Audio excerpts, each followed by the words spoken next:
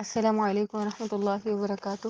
رب اشرح لی صدری ویسر لی امری واحلل عقدۃ من لسانی یفقہوا قولی رب زدنی علما اللہم فقہنا فی الدین اللہم صلی وسلم علی نبینا محمد صلی اللہ علیہ وسلم۔ اعوذ باللہ من الشیطان الرجیم، بسم اللہ الرحمن الرحیم۔ سورۃ النساء پارہ نمبر 4 رکوع نمبر 1 تفسیر۔ وَابْتَلُوا الْيَتَامَى حَتَّى إِذَا بَلَغُوا النِّكَاحَ، اور یتیموں کی آزمائش کرتے رہو یہاں تک کہ وہ نکاح کے قابل عمر کو پہنچ جائیں۔ پھر اگر تم ان میں اہلیت معلوم کرو تو ان کے مال ان کے حوالے کر دو، اور ضرورت سے زیادہ اور موزوں وقت سے پہلے اس ارادے سے ان کا مال نہ کھاؤ کہ وہ بڑے ہو کر اس کا مطالبہ کریں گے، اور جو سرپرست کھاتا پیتا ہو اسے چاہیے کہ یتیم کے مال میں سے کچھ نہ لے، اور جو محتاج ہو وہ اپنا حق الخدمت دستور کے مطابق کھا سکتا ہے۔ پھر جب تم یتیموں کا مال انہیں واپس کرو تو اس پر انہیں گواہ بنا لیا کرو، اور یہ بھی یاد رکھنا کہ حساب لینے کے لیے اللہ کافی ہے۔ تو یہاں پہ اللہ تبارک و تعالی معاشرے کے کمزور طبقے یتیم کے بارے میں بتا رہا ہے کہ ان کو اگر مال واپس دینا ہے تو اس کی دو شرطیں ہیں۔ ایک تو وہ بلوغت یعنی رشد کو پہنچ جائیں، اور دوسرا مال کو صحیح طور پر استعمال کرنے کی اہلیت ہو۔ اور اہلیت معلوم کرنے کے لیے تمہیں ان کا تجربہ کرتا رہنا چاہیے، اور یہ چیزیں معمولی باتوں سے بھی معلوم ہو جاتی ہیں کہ آیا وہ کفایت شعار ہیں یا اجاڑنے والے ہیں، خرید و فروخت کیسے کرتے ہیں، سنبھالنے والے ہیں پیسوں کو یا نہیں۔ اور جب تک یہ دونوں شرطیں نہ پائی جائیں ان کا مال ان کے حوالے نہیں کرنا چاہیے، ٹھیک ہے۔ اور بلوغت کے لیے عمر کی کوئی حد مقرر نہیں، یتیم اگر بالغ ہو جائے تو اس کو مال اس کو دے دینا چاہیے۔ گرم ممالک میں لڑکے لڑکیاں جلدی بالغ ہو جاتے ہیں جبکہ سرد ممالک میں دیر سے ہوتے ہیں۔ البتہ لڑکوں اور لڑکیوں کے لیے کچھ ایسی علامات ضرور ہیں جو ان کے بالغ ہونے کا پتہ دیتی ہیں۔ مثلا لڑکوں کو احتلام ہوتا ہے اور لڑکیوں کو حیض آتا ہے، لڑکیوں کی چھاتی ابھر آتی ہے، یا پھر کچھ ایسی علامات بھی ہیں جو ان دونوں میں یکساں پائی جاتی ہیں، جیسے عقل داڑھ کا اگنا، جیسے آواز کا بھاری ہونا، جیسے مونچھیں پھوٹنا، جیسے بغلوں کے نیچے اور زیر ناف بال اگنا، اور صرف مردوں کے لیے داڑھی اور مونچھوں کے بال اگنا۔ تو ان سب میں سب سے پکی علامتیں وہ ہیں جو پہلے ذکر ہوئی ہیں، یعنی لڑکوں کو احتلام اور لڑکیوں کو حیض۔ ایک بات واضح رہے کہ پاکستان میں نکاح نامہ پہ بلوغت کی عمر جو درج ہے وہ یہ کہ لڑکی 16 سے 18 سال کی ہو، ٹھیک ہے، جبکہ یہ بالغ ہونے کے لیے عمر کی قید کی شرط غیر شرعی ہے۔ لڑکی اگر حیض اسے آنا شروع ہو گیا ہے تو وہ بالغ ہو گئی ہے۔ تو یہاں پہ کہا جا رہا ہے کہ اگر ان میں تم بلوغت پاؤ، بالغ ہو جائیں، نکاح کی عمر کے قابل ہو جائیں تو پھر ان کا مال انہیں دے دو۔ اور یہ چیز کہ تم ان کا مال اسراف اور بدار سے نہ کھاؤ، یعنی ضرورت سے زیادہ یا وقت سے پہلے نہ کھاؤ۔ یہاں پھر دو ایسی باتوں کا ذکر ہوا جس سے یتیم کو نقصان پہنچ سکتا ہے۔ ایک یہ کہ ضرورت سے زیادہ اس کا مال خرچ کیا جائے، اور دوسرا یہ کہ بلا ضرورت یا ضرورت پیش آنے سے پہلے خرچ کیا جائے تاکہ وہ بڑے ہو کر اپنے مال کا مطالبہ نہ کریں۔ تو یہ سب بددیانتی کی راہیں ہیں اور اس سے یتیم کو نقصان پہنچ سکتا ہے، اسی لیے اللہ تبارک و تعالی نے منع کر دیا کہ اس ڈر سے ان کا مال جلدی جلدی نہ کھا جاؤ کہ وہ بڑے ہو کر مطالبہ کریں گے۔ اور پھر یہ کہ یتیم کا جو ولی ہے، جو یتیم کی کفالت کر رہا ہے، جس نے یتیم کو اپنے پاس رکھا ہوا ہے، اگر تو وہ کھاتا پیتا شخص ہے تو اسے یتیم کے مال میں سے کچھ بھی نہیں لینا چاہیے، اور اگر متولی تنگ دست ہے تو یتیم کا مال تجارت پر لگانے یا یتیم کے اوپر محنت کرنے، ظاہری بات ہے بچے پالنا بڑا مشکل کام ہوتا ہے، ان کی ذمہ داری، اسکولنگ، آگے پیچھے پھرنا، تو جو محنت ان پہ کر رہا ہے اس کا واجبی سا خرچہ لے سکتا ہے، ٹھیک ہے۔ اور حق الخدمت چوری چھپے نہ لے بلکہ اعلانیہ متعین کر کے حساب کے ساتھ لے، اور تھوڑا لے، ٹھیک ہے۔ اور اللہ کہتا ہے یتیموں کا مال جب واپس کرو تو اس پہ دو گواہ بنا لو تاکہ بعد میں کوئی جھگڑا نہ ہو۔ ایسا بھی ہو سکتا ہے کہ یتیم الزام لگا دے کہ میرا مال پورا واپس نہیں دیا، ایسا بھی ہو سکتا ہے کہ دینے والے الزام لگا دے کہ جی میں نے مال دے دیا جبکہ اس نے یتیم کو نہ دیا ہو۔ تو دیتے ہوئے گواہ بنا لیں، اور سب سے بڑا گواہ تو اللہ ہے، اور بددیانتی کی صورت میں وہ پورا پورا حساب بھی لینے والا ہے۔ للرجال نصیب مما ترک الوالدان والاقربون، مردوں کے لیے اس مال سے حصہ ہے جو والدین اور قریبی رشتہ دار چھوڑ جائیں، اسی طرح عورتوں کے لیے بھی اسی مال سے حصہ ہے جو والدین اور قریبی رشتہ دار چھوڑ جائیں، خواہ یہ ترکہ تھوڑا ہو یا زیادہ ہو، ہر ایک کا طے شدہ حصہ ہے۔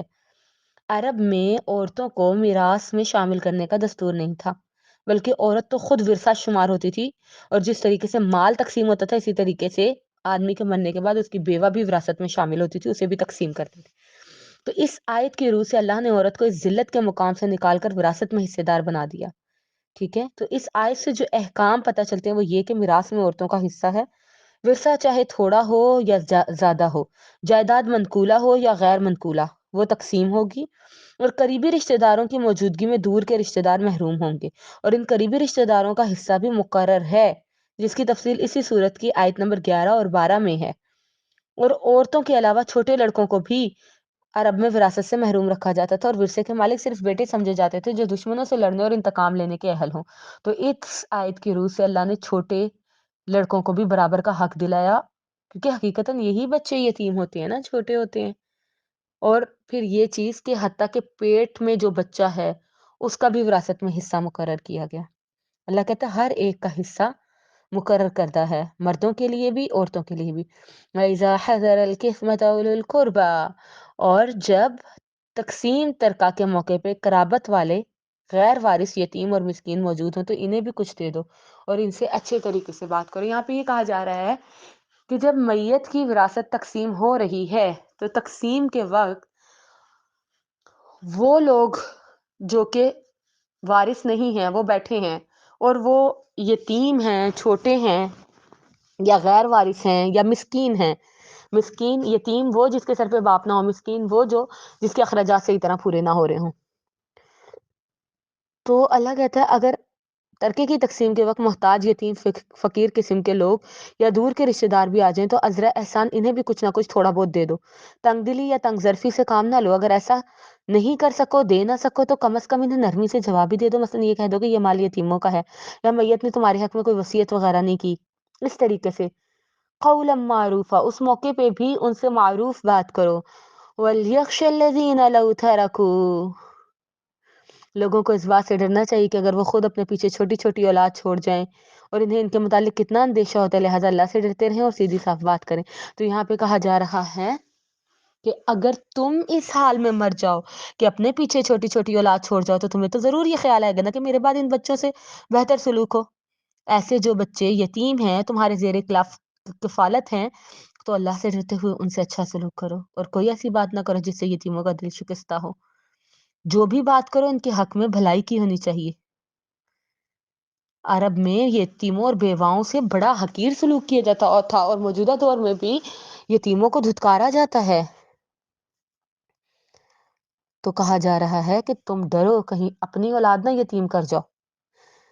سیدنا جابر کہتے ہیں سیدنا ربی کی بیوی اپنی دو بیٹیوں کے ہمراہ نبی صلی اللہ علیہ وسلم کی خدمت میں حاضر ہوئی اور کہنے لگی یہ سعد بن ربی کی بچیاں ہیں، ان کا باپ جنگ احد میں شہید ہو گیا، بچیوں کے چچا سعد بن ربی نے سعد کے سارے ترکے پر قبضہ کر لیا اور ان کے لیے کچھ نہیں چھوڑا، اور مال کے بغیر ان کا نکاح بھی نہیں ہو سکتا تھا۔ آپ صلی اللہ علیہ وسلم نے فرمایا اللہ تعالیٰ خود اس معاملے میں فیصلہ کرے گا۔ پھر میراث کی آیت نازل ہوئی تو نبی صلی اللہ علیہ وسلم نے سعد کے بھائی کو بلایا اور فرمایا ترکہ میں سے 2/3 تو سعد کی بچیوں کو دو اور 8واں حصہ اس کی والدہ کو، باقی جو بچے یعنی 24 حصوں میں سے صرف 5 حصے جو بچے ہیں وہ تمہارے ہیں۔ تو میراث میں بیوی بچوں کا بھی حصہ ہے۔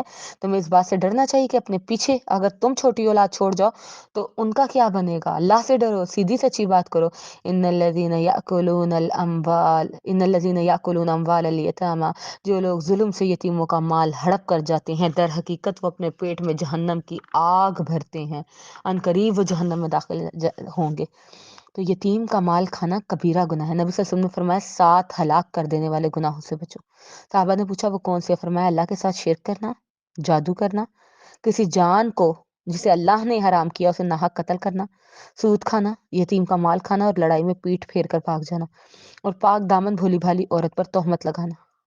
آپ صلی اللہ علیہ وسلم نے معراج کا واقعہ بیان کرنے کے دوران فرمایا کہ میں نے چند لوگوں کو دیکھا جن کے ہونٹ اونٹوں جیسے تھے، اور ایک فرشتہ ان کے ہونٹ کھول کر منہ میں آگ کے انگارے ڈالتا اور وہ ان کے نیچے سے نکل جاتے اور وہ درد کے مارے چیختے چلاتے، پھر فرشتہ اور انگارے ان کے منہ میں ڈالتا اور انہیں مسلسل یہ عذاب ہو رہے تھے۔ میں نے جبریل سے پوچھا یہ کون لوگ ہیں؟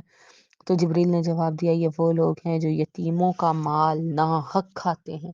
تو اللہ کہتا ہے یہ اپنے پیٹوں میں جہنم کی آگ بھر رہے ہیں، آگ بھر رہے ہیں، اور عنقریب یہ بھڑکتی ہوئی آگ میں داخل کیے جائیں گے۔